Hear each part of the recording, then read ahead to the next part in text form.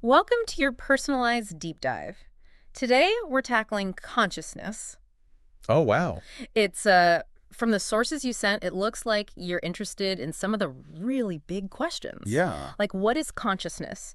How does it relate to the physical world? Yeah. And could we ever create it artificially? Yeah, it's a fascinating area. Yeah. Your sources explore everything from the very definition of consciousness to its potential connections with AI and even quantum mechanics. Oh, wow. It's going to be a wild ride. All right, let's jump in. I'm already intrigued. Okay? The first thing that struck me was how these sources define consciousness. Yeah. It's not just about being awake or aware, right? It's about the subjective experience, the what it's like to be you or me. Exactly. It's that raw feel of experience, Right. the redness of a sunset, the taste of chocolate, even the frustration of a forgotten password. Ugh, I know that one. These are all qualia, the building blocks of our conscious experience. And that right there is the first mystery, isn't it? I mean, Yeah. how do you explain what chocolate tastes like to someone who's never tried it? Right. You can describe the chemical composition, but that doesn't capture the experience of it. It's a bit like that Calvin and Hobbes comic, where Calvin tries to explain the smell of a campfire. I love Calvin and Hobbes. Words just fall short. Yeah. And that very difficulty in explaining qualia is at the heart of what's called the hard problem of consciousness. The hard problem sounds intimidating. It is, in a way. Yeah. You see, science is great at explaining things by breaking them down into smaller parts. Yeah. We explain life through biology, heat, through physics, Right. but consciousness, it doesn't seem to fit that mold. So are you saying we can't explain consciousness in terms of the physical stuff happening in our brains? It's not that simple, Okay. but it does seem like something's missing. Okay. Imagine building two robots that are physically identical down to the last atom. Okay. If consciousness is just a product of the physical, their experiences should be identical too, right? Yeah, that makes sense. But how can we be sure that would be the case? That makes me think of those philosophical zombie thought experiments. A being that looks and acts just like us, but with no inner experience. Right. It's creepy, but it makes you question if zombies are possible, then maybe understanding the brain isn't enough to understand consciousness. Exactly. That's the implication. Wow. And it leads some to argue that consciousness might not be purely physical after all. Okay. Perhaps there's a non-physical aspect to it, something that our current scientific methods can't fully grasp. So are we going full on ghost in the machine here? Not necessarily. The source you shared argues for a kind of naturalistic dualism. Okay. That means acknowledging a non-physical aspect, but one that still operates within the laws of nature. Okay. Think of it this way. We have laws of physics governing the physical world. Right. Maybe there are similar laws connecting the physical and the mental laws that could explain how qualia arise. Okay, so it's not about adding spooky stuff, but about recognizing that consciousness might be a different kind of thing altogether. That raises a lot of questions, though. If it's not just about the physical stuff in our brains, what else is involved? That's where things get really interesting. Okay. And one of the most fascinating ideas your source explores is that consciousness might arise from the way a system is organized rather Yeah. than what it's specifically made of. Organized. Yeah. So, like, It's a- it's not about the building blocks themselves, but how they're put together. Exactly. Think of a computer program. Okay.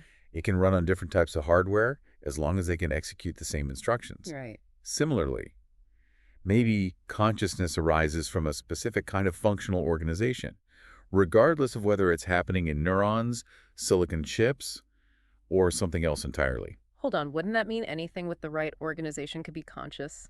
Oh. My phone? This table? Where do we draw the line? That's a great question, and it gets to the heart of some of the challenges with this view. Okay. But before we get into those, Yeah. let's explore a thought experiment that helps illustrate the power of organizational invariance. Okay, I'm all ears. Thought experiments always get me thinking. Imagine your neurons being gradually replaced with tiny, functionally equivalent silicon chips. Whoa. As long as the overall organization of your brain remains the same, would your conscious experience change? Would you even notice? That's a freaky thought. Part of me wants to say, of course I'd notice my consciousness is more than just bits and pieces. Yeah. But if it's all about organization, then maybe the material wouldn't matter as much as I instinctively believe. That's the crux of it. Wow. This idea challenges our assumptions about the relationship between the physical and the mental, Yeah. but it also raises some thorny issues. Like what? Give me an example. Well, consider the dancing qualia thought experiment. Okay. Imagine there's a tiny switch in your brain that subtly alters your experience of color. Okay. Flipping it changes red to blue, but everything else about your perception and behavior stays the same. Okay. Now imagine that switch being flipped back and forth rapidly, causing your qualia to dance between red and blue. Would you be aware of this change? That's a wild scenario. I mean, if my experience of color was changing that drastically, wouldn't I notice something? Not necessarily, according to this thought experiment. And that's the problem. If qualia can change drastically without any change in our awareness or behavior, it suggests that functional organization might not tell the whole story. So maybe it's more complicated than just organization alone? Yeah. But what else could be involved? Is there something else that these sources point to? Well, one of the most intriguing avenues they explore is the idea that information itself might play a fundamental role in consciousness. Information. Okay, now I'm really interested. Tell me more about that. Let's dive into that in the next part of our deep dive. Okay. This is where things get particularly mind-bending. All right, you've really piqued my curiosity with this whole information and consciousness thing. Yeah. It sounds like we're moving beyond just the physical structure of the brain and into something even more fundamental. It's a pretty radical shift in perspective. You see, traditionally, we've thought of consciousness as something that emerges from the complexity of the brain. Right. But what if consciousness is actually more closely tied to the way information is processed and integrated, regardless of the physical substrate? Okay, I'm trying to wrap my head around this. So you're saying that information itself could be the key to understanding consciousness. Yeah.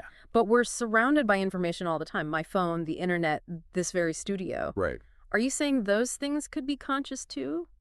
That's where things get tricky, and it's a question your sources grapple with as well. Yeah. It's not just about the amount of information, but the way it's organized and used within a system. Okay. One theory that tries to address this is integrated information theory, or IIT. IIT. It argues that consciousness arises from the way information is interwoven within a system. Okay. The more interconnected and interdependent the information, the richer the conscious experience. So like a tapestry. The individual threads might not be much on their own, but woven together, they create a complex, beautiful image. That's a great analogy. Thanks. And IIT takes it a step further. Okay. It even proposes a way to measure consciousness, Oh. something called phi, Fee. which attempts to quantify the level of integrated information in a system. Wait, hold on. We can actually put a number on consciousness. That seems bold. It is, and it's definitely still being debated. Okay. But it highlights a key aspect of IIT. Okay. It attempts to bridge the gap between the subjective experience of consciousness and the objective world of information processing. Okay, so IIT suggests that the more information is integrated, the more complex the consciousness. Right. But I can't help but think back to that earlier question. Sure. Does this mean my phone is conscious? After all, it processes a lot of information. That's where the concept of global availability comes in. Global availability. IIT argues that for a system to be conscious, the integrated information needs to be accessible and usable by the system as a whole. It can't just be isolated in separate modules. So my phone might have pockets of specialized information processing going on, Right. but it's not like all that information is working together to create a unified experience. Exactly. That's the idea. Okay. Global availability acts as a kind of filter, suggesting that consciousness requires a certain level of interconnectedness and feedback within a system. That makes sense. But I have to admit, this whole discussion of information and consciousness is making me think about artificial intelligence. Okay, yeah. If consciousness is more about information than the physical stuff, could we create conscious AI? It's a question your sources dive into, and it ties in nicely with what we've been discussing. Yeah. One of them even introduces the concept of strong AI. Strong AI. The idea that a properly programmed computer could genuinely have a mind and subjective experience, just like a human. Now, I know a lot of people are skeptical of that idea. Right. They say computers can only simulate intelligence, not truly understand or experience anything. That's a common argument. And it often hinges on the famous Chinese room thought experiment. The Chinese room. Imagine someone who doesn't speak Chinese locked in a room. Okay. They have a rule book in English that tells them how to manipulate Chinese symbols to answer questions. Oh, okay. From the outside, it appears they understand Chinese. Right? But do they really? Yeah, I see where you're going with this. Yeah. The person is just following instructions. They don't actually grasp the meaning of the symbols. Precisely. Yeah. And this thought experiment is often used to argue that even if AI can process information and generate responses that seem intelligent, Right. it doesn't mean it truly understands or has conscious experience. But it sounds like your sources might not fully agree with that interpretation of the Chinese room. You're right. They suggest that focusing solely on introspective access to mental states might be too narrow a view. Okay. If consciousness arises from a particular kind of information processing and organization, Right. then perhaps a system like the Chinese room could be conscious, even if it doesn't experience or reflect on its own thoughts in the same way humans do. So it's like maybe there are other ways of being conscious that we don't fully grasp yet. Yeah. Ways that might not even resemble our human experience. Exactly. And this opens up a whole new world of possibilities, both in terms of understanding existing systems and potentially creating new ones. Wow. And speaking of mind-blowing possibilities, there's one more connection I want to explore. Okay. The potential link between consciousness and quantum mechanics. Okay, now we're really going down the rabbit Yeah. hole. Quantum mechanics is already a head trip on its own. Right. How does it connect to consciousness? That's a question that's puzzled physicists and philosophers for decades. Yeah. And your sources delve into one of the more radical interpretations. Okay. The Everett interpretation, also known as the many worlds interpretation. Or late on me. What's this many worlds business all about, and how does it tie into consciousness? Well, in the Everett interpretation, every time a quantum measurement is made, Okay. the universe branches into multiple parallel universes, Whoa. each representing a different possible outcome. Okay. So in one universe, Schrodinger's cat is alive, and in another, it's dead. Huh, are we talking parallel universes here? Like an infinite number of me's out there experiencing all the different paths my life could have taken? That's the basic idea, and it gets even weirder. Okay. Some proponents of this interpretation suggest that consciousness might play a role in selecting which branch of reality we experience. Mm-hmm. Each observer's consciousness becomes intertwined with a specific branch, effectively choosing one reality out of the multitude of possibilities. Wait, are you saying our minds are creating reality? It is. Wow. And it's definitely not a universally accepted view, Okay. but the Everett interpretation does offer a framework for understanding how consciousness might be woven into the very fabric of quantum reality, rather than just a product of it. Okay, my mind is officially blown. We've gone from neurons and silicon chips to parallel universes in the span of a few minutes. It's a lot to take in, Yeah, but it highlights just how deep these questions about consciousness go. right. And honestly, we're just scratching the surface. I believe it. From what you've said, it sounds like your sources explore even more radical ideas, like the possibility of finding fundamental laws of consciousness. Right. And even consciousness existing outside of brains altogether. They do. Yeah. And that's where we'll venture in the final part of our deep dive. Okay. Prepare yourself for even more mind-bending concepts. All right, I'm strapped in and ready for the final leg of this mind-blowing journey. We've talked about consciousness as a product of organization and information. Yeah. You've even touched on the possibility of it playing a role in quantum mechanics and parallel universes. Right. So where do we go from here? Well, one of the most intriguing threads they pick up on is this idea that there might be fundamental laws of consciousness, Okay. just like we have fundamental laws of physics. Okay, that's a fascinating concept. We have laws that govern gravity, electromagnetism, the forces that hold atoms together. What would a law of consciousness even look like? Right. How could we describe something as subjective as experience in terms of laws? That's a question that's still very much open, Yeah, and your sources acknowledge that it's a tough nut to crack. I bet.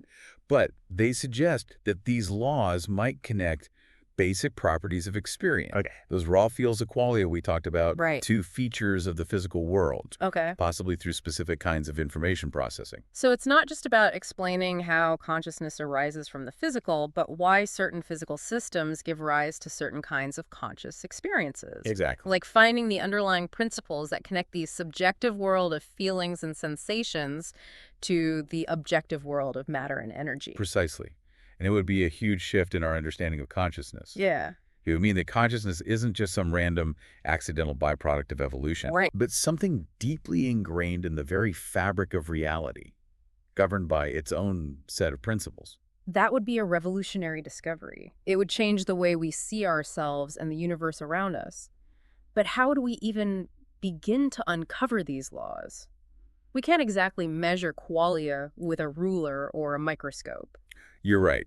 It's a much different challenge than studying the physical world. Right. But your sources suggest that combining first-person introspective accounts Okay. with careful observation of the relationship between brain activity and experience could provide clues. Okay. And of course, we'd need new theoretical frameworks, new ways of thinking about consciousness that go beyond our current models. So we need a new kind of science, one that can grapple with the subjective nature of experience, a science of consciousness that can bridge the gap between the inner world of qualia and the outer world of physical phenomena. Exactly. It would be a radical departure from our traditional scientific methods. Yeah. But the potential payoff would be immense. Imagine being able to predict and explain the full spectrum of conscious experiences, Whoa. from the simplest sensations to the most profound thoughts and feelings, all based on fundamental laws. It's a mind-boggling possibility. But, your sources go even further, don't they? They hint at the idea that consciousness might not even be confined to brains, Right. that it could exist outside of biological organisms altogether. That's right. And it's a natural extension of the idea that information might be the key ingredient in consciousness. Okay. If that's the case, then theoretically, any system capable of processing and integrating information in the right way could potentially give rise to subjective experience. It wouldn't have to be a brain as we know it. So we're talking about the possibility of conscious AI or even consciousness existing in forms we can't even begin to imagine right now. Consciousness in stars, in planets, in black holes, anywhere. Information is being processed in a sufficiently complex way. It's a radical and awe-inspiring idea. Yeah. It challenges our anthropocentric bias, our tendency to see ourselves and our brains as the only possible vessels for consciousness. It suggests that experience might be much more widespread and diverse than we ever thought possible. It's a humbling and exhilarating thought. It makes me wonder if consciousness is so fundamental, so deeply intertwined with the fabric of reality. What does it all mean? What's the purpose of all this experiencing? Now that's the ultimate question, isn't it? And your sources don't claim to have the answer, Right. but they do point towards the possibility that consciousness might play a much deeper role in the universe than we currently understand. Okay. Perhaps it's not just a byproduct, a curious accident of evolution, but something essential to the very nature of reality itself. It's like that idea we touched on earlier, the possibility of consciousness as the universe becoming aware of itself, experiencing its own existence through the countless minds scattered across space and time. A cosmic dance of awareness unfolding across billions of years.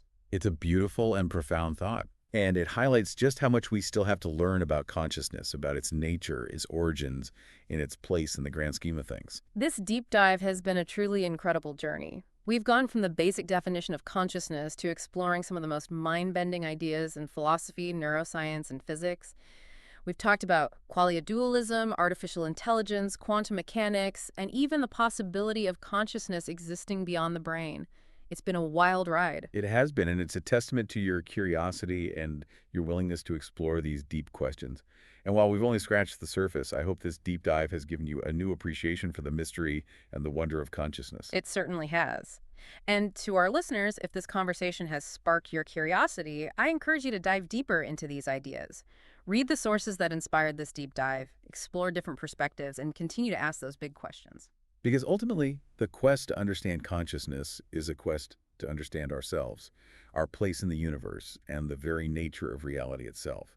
And that's a journey worth taking. Well said.